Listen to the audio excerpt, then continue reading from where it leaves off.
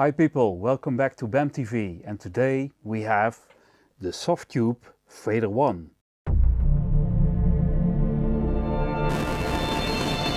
So the Console 1 fader, we just got this in today actually, at the day of the release, and I want to show you quickly what it is and what it does. So first let's take a look at the device itself. Well, for those of you who know the Console 1, this has exactly the same shape. It's made of very heavy metal casing, and on it are 10 motorized long throw faders. Then there are 10 selection buttons and 10 solo and mute buttons, and over here we have a section which has various options of all the features that you can use with this new device. We're gonna take a quick look on how it works. So we have installed the Softube Console 1 fader on this computer.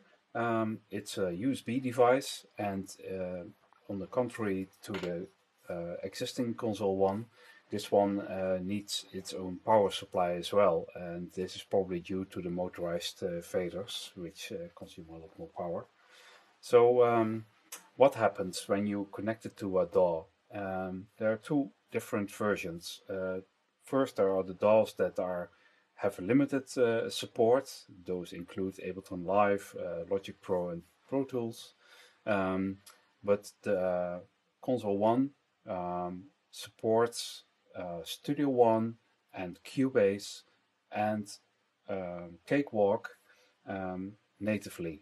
What does that mean? That means that if you take a bunch of tracks and on each track you install the Console 1 plugin, the controller here reacts as the channel fader and the panner. So if we move the faders, you can see that all of them are also actually moved inside the DAW. So if we select one fader, we can do that over here, and as you can see, the screen overlay comes up as soon as you press any knob on the Console 1. So let's take a look what it does. Press play, and we'll start moving about faders.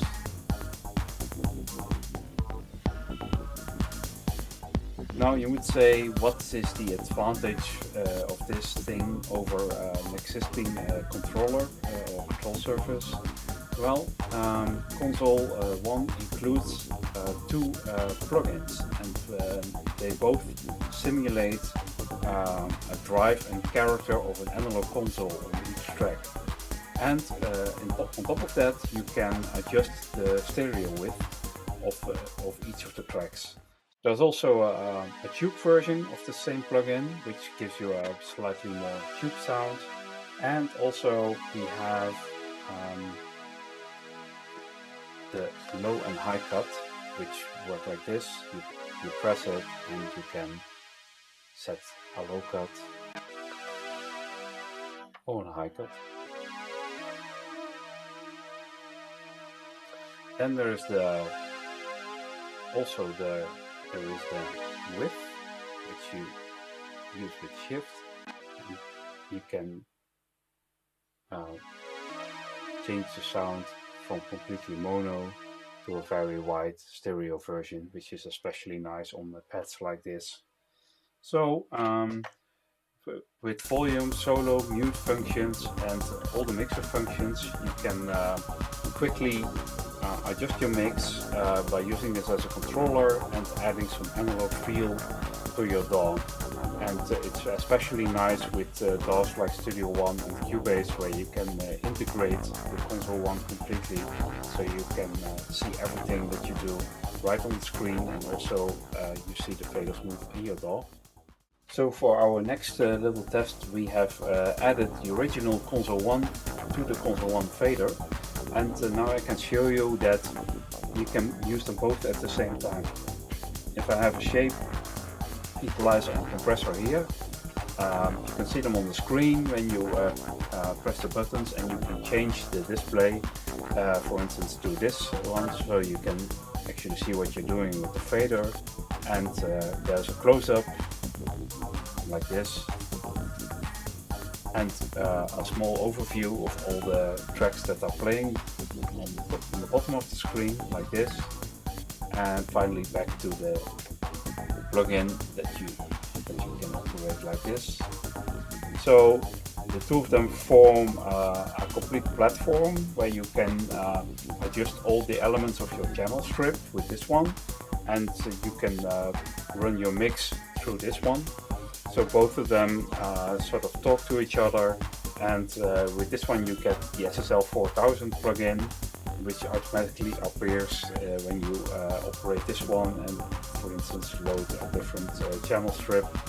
Now you can choose the SSL 4000 in addition to the two existing fader outputs that you get when you buy just the Console 1 fader. So very nice. It has a lot of potential, I think. For the future, maybe more DAWs gets supported, but for now, if you are looking for a motorized fader option for your DAW, this one gives a kind of alternative approach as opposed to existing controllers, by adding its very analog sounding plugins and the nice integration with both its sibling Console 1 and a variety of DAWs. So I hope you enjoyed this video and our first look at the Console 1 fader. If you like this video, please give us a thumbs up, and if you like our channel, you can subscribe on it by clicking on the BAMTV logo. We'll see you next time.